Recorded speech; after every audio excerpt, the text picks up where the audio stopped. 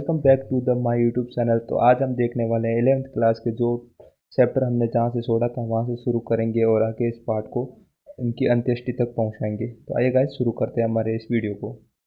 सबसे पहले गाइस यहाँ से हम शुरू करेंगे। देखो, भारत का आर्थिक शोषण जितना अधिक ब्रिटिश शासन काल में हुआ उतना मध्यकाल में नहीं। आर्थिक दृष्टि से दोनों शासन कालों में कुछ भिन्नताएं थी। अधिकांश मध्यकालीन शासकों का जन्म जन्म भी हुआ और वे यहाँ के निवासी थे, लेकिन ब्रिटिश शासक विदेशी थे और विदेशी ही बने रहे। मध्यकालीन मध्यकालीन शासकों द्वारा अर्जित धन देश में ही निवेश किया गया, लेकिन अंग्रेजों ने अपने अर्जित धन को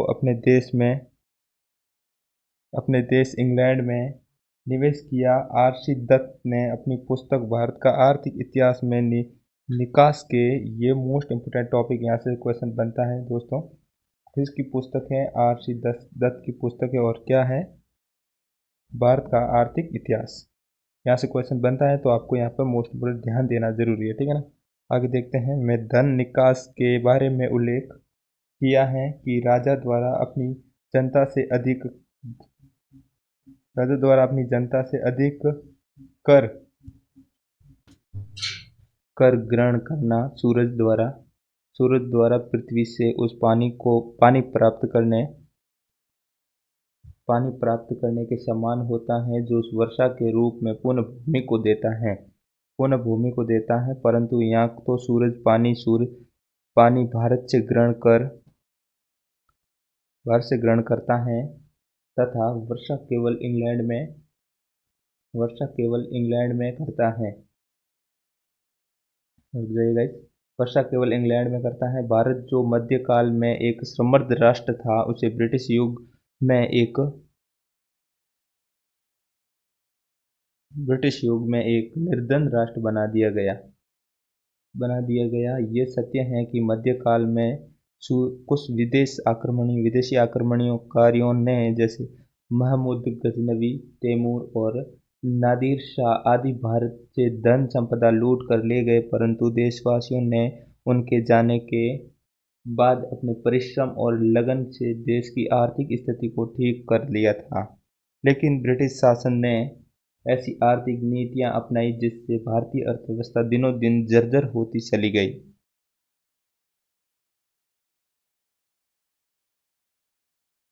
प्राकृतिक संसाधनों से समृद्ध भारत को अंग्रेजों ने अपनी औद्योगिक विकास की पूर्ति के लिए हर प्रकार से लूटा। बंगाल में दीवानी प्राप्त करने से पूर्व ईस्ट इंडिया कंपनी का व्यापार एक तरफा था। भारत को बेचने के लिए इंग्लैंड के पास कुछ नहीं था, जबकि भारतीय वस्तुओं की उसे आवश्यकता थी, जिसका व्यापार कंपनी के लिए बहुत ही लाभदायक था। इंग्लैंड का ऊनी उद्योग काफ़ी विकसित था, पर भारत में ऊनी कपड़े की मांग नहीं थी। इसलिए भारतीय वस्तुओं की आपूर्ति करने के लिए कंपनी को इंग्लैंड से सोना चांदी जैसी बहुमूल्य धातुएं भारत लानी पड़ती थी। पहले इन धातुओं का इंग्लैंड के कुल निर्यात में बहुत अधिक हिस्सा था, परंतु सन 1757 ईस्वी के बाद गाइस, इसी सन के अंदर प्लासी का युद्ध हुआ था हमारा।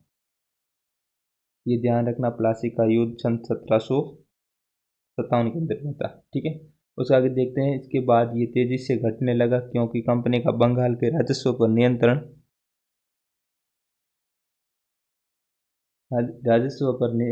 हो गया था। यहाँ से भारत की लूट प्रारंभ हुई जो सन 1947 तक निरंतर चलती रही। धन निकास, ठीक है। यहाँ से एक पहला हमारा पॉइंट शुरू होता है। सन 1757 ईस्वी में प्लासी के युद्ध के पश्चात, ये आ गया यहाँ पर हमारा, सन 1757 में प्लासी का युद्ध हुआ था। युद्ध के पश्चात भारत से धन निष्कासन की शुरुआत हुई। धन निष्कासन का तात्पर्य ऐसे धन से है जो भारत से इंग्लैंड को वेतन भत्तों, पेंशन, कर्जों और ब्याज आर्थिक तथा व्यापारिक प्रतिफल प्राप्त नहीं हो रहा था। ऐसे धन को तत्कालीन भारतीय राष्ट्रीय नेताओं ने धन निष्कासन की धन निकासी कहा, ठीक है। धन निकासी का वाणिज्यवाद विचारधारा के अनुसार आर्थिक निकास उस समय होता है जब किसी देश से प्रतिकूल व्यापार संतुलन के फलस्वरूप सोना और चांदी का विकास निकास किसी दूसरे देश में होता है। प्लासी के युद्ध के बाद भारत की यही स्थिति बन गई। इंग्लैंड का भारतीय अर्थव्यवस्था पर एकाधिकार हो गया तथा भारतीय धन का इंग्लैंड की ओर अविरल प्रवाह होने लगा। सर्वप्रथम दादा भाई नौरोजी ने अपनी पुस्तक poverty and British rule in India, ये आपको ध्यान रखना, यहाँ पर सवाल पूछे जाते हैं। सर्वप्रथम दादा भाई नौरोजी की पुस्तक का क्या नाम है? Poverty and British rule in the India में धन निष्कासन के सिद्धांत का प्रतिपादन किया गया। दादा भाई नौरोजी ने यह स्पष्ट किया कि तत्कालीन भारतीय गरीबी का प्रमुख कारण धन निष्कासन है, क्योंकि जो अधिशेष होता है, अधिशेष क्या होता है गाइज? जो हमारे पैदा करते पैदावार होती है ना, जो उसको बेच करके जो पैसे प्राप्त होते थे उसे अधिशेष कहते थे। वो इंग्लैंड में भेज दिया जाता है। इसे भारत में निवेश नहीं किया जाता है, ठीक है, यानी कि भारत में खर्च नहीं किया जाता है। आय का अतिरिक्त भाग जो अधिक उत्पादन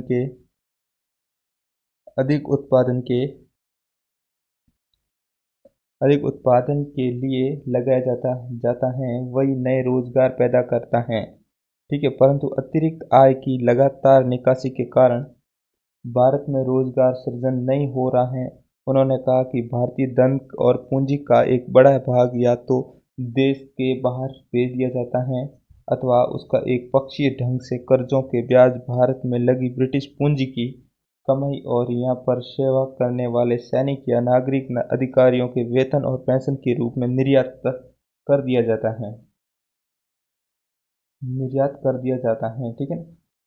उन दिनों ये दावा किया जाता था कि ब्रिटिश शासन के ने भारत को जान माल की सुरक्षा का लाभ दिया। इस दावे पर भी आपत्ति करते हुए दादा भाई नौरोजी ने लिखा, कल्पना यह है कि भारत में जान और माल की सुरक्षा है, लेकिन वास्तविकता यह है कि ऐसी कोई चीज नहीं है। जान और माल की सुरक्षा एक अर्थ में या एक तरफ से यों कहे कि लोग आपस की या देशी निरंकुश राजाओं की हिंसा से सुरक्षित हैं, लेकिन इंग्लैंड की जकड़न कुछ ऐसी है कि संपत्ति की सुरक्षा बिल्कुल नहीं है और परिणाम स्वरूप जान की सुरक्षा भी नहीं है। भारत की संपत्ति सुरक्षित नहीं है। उसकी संपत्ति को आजकल की दर से 3 या 4 करोड़ पौंड सालाना हजम कर रहा है। पौंड इंग्लैंड की जो मुद्रा थी उसका नाम था। अतः मैं विनम्रता के साथ यह कहने का साहस करता हूँ कि भारत जान और माल की सुरक्षा का सुख नहीं भोग रहा है। भारत में लाखों लोगों के लिए जीवन का अर्थ है आधा पेट भोजन, भूखमरी, अकाल और बीमारी। यही सिद्धांत आगे चलकर राष्ट्रीय आंदोलन में जन जागृति का कारण बना। नारोजी ने के अनुसार सन 1866 से 68 ईस्वी में भारत की प्रति व्यय आय 20 रुपये थी, जबकि जीवन निर्वाह हेतु न्यूनतम 34 रुपये वार्षिक की आवश्यकता थी। आश्चर्य की बात यह थी कि सरकारी आंकड़े बताते हैं कि सन 1866 से 68 ईस्वी में भारत की कारागारों में बंद कैदियों पर किया गया व्यय 21 रुपये से लेकर 53 रुपये तक था। अतः इससे स्पष्ट होता है कि भारत के आम आदमी के जीवन निर्वाह की स्थिति ब्रिटिश काल में विकट थी।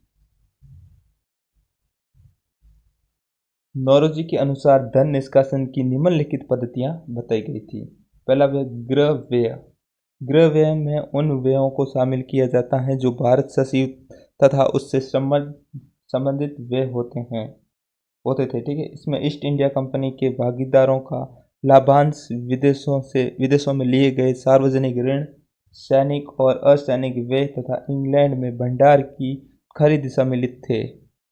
ये व्यय सन 1857 ईस्वी के उपरांत बहुत अधिक बढ़ गया था। सन 1897 से 1901 ईस्वी के बीच 100% हो गया तथा सन 1920 से 21 ईस्वी में यह और अधिक बढ़कर केंद्र सरकार के समस्त राजस्व का 40% हो गया था। दूसरा हमारा पॉइंट आता है विदेशी पूंजी निवेश पर दिया जाने वाला ब्याज। दूसरा पॉइंट ये हमारा है विदेशी पूंजी निवेश पर दिया जाने वाला ब्याज। भारतीय राष्ट्रीय आय से ये एक दूसरा महत्वपूर्ण धन का निकास था। इसके तहत व्यक्तिगत विदेशी पूंजी निवेश पर ब्याज और लाभ दिया जाता था।